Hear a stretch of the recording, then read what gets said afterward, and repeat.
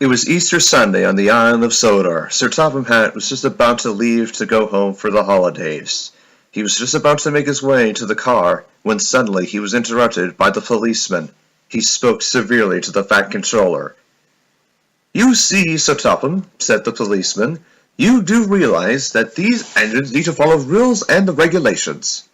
"What are you talking about, officer?" "You see, there has been a lot of regulations that have been broken. As you can see, your green dual-tender engine has been going over the speed limit recently, and same with your blue number 4. I'm afraid that if this continues, that you will have no choice but to give in and surrender your railway to the next board of directors." Sir Topham Hatt was furious. "This is how I run my railway." All the engines were horrified. "I don't believe it. I say, that policeman has no right to talk to me like that. I may not be as fast as my brother here, but I don't go over the speed limit. I always watch where I go, and things like that."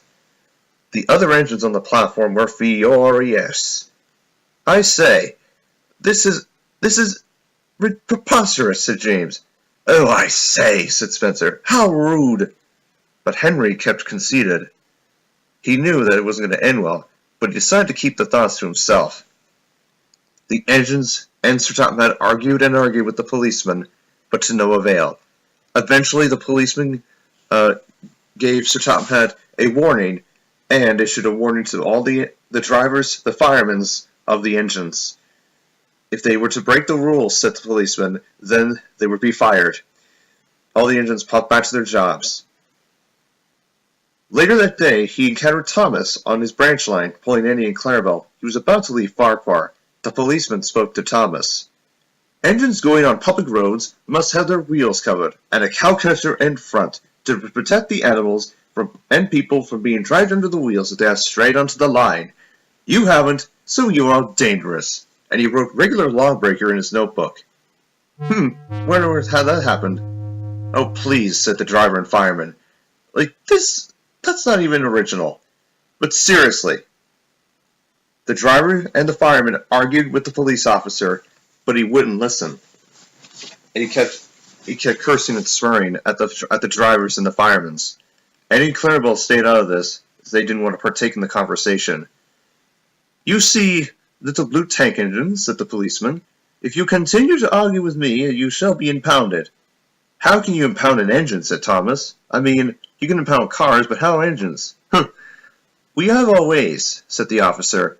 "Now be off with you, or I shall do the same." And the officer left. Thomas felt very... He crossed away with the coaches all the way to the next station. At the quarry, things were not going well. Toby and Mavis were overworked, and they felt put upon. Mavis shunted a long line of trucks destined to go to Nafford Harbor. A large order was needed. They were far away.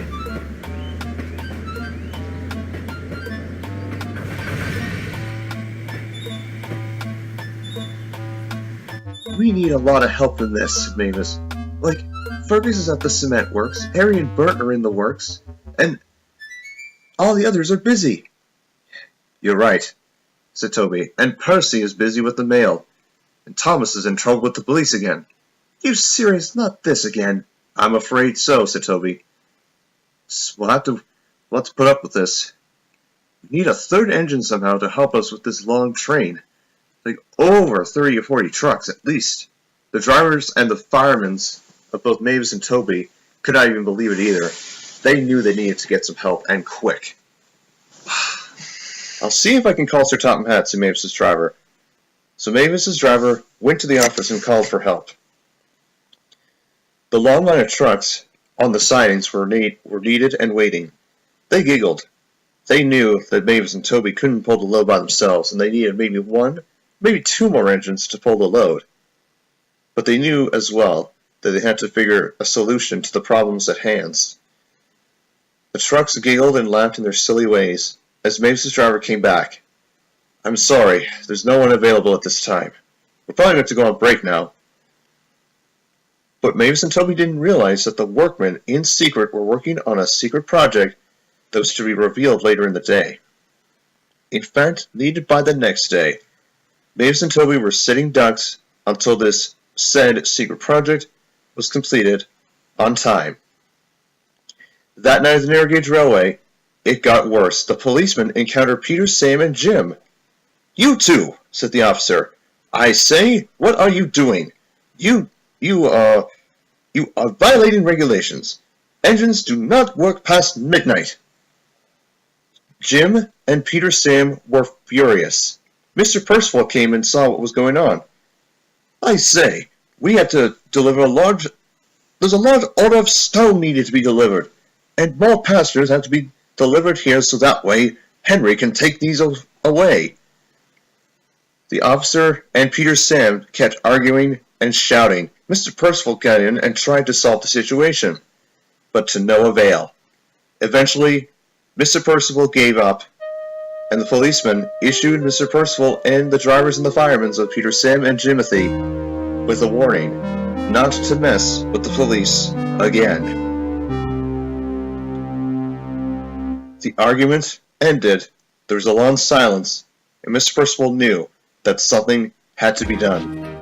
But I'm afraid to say that is a story yet again, another day.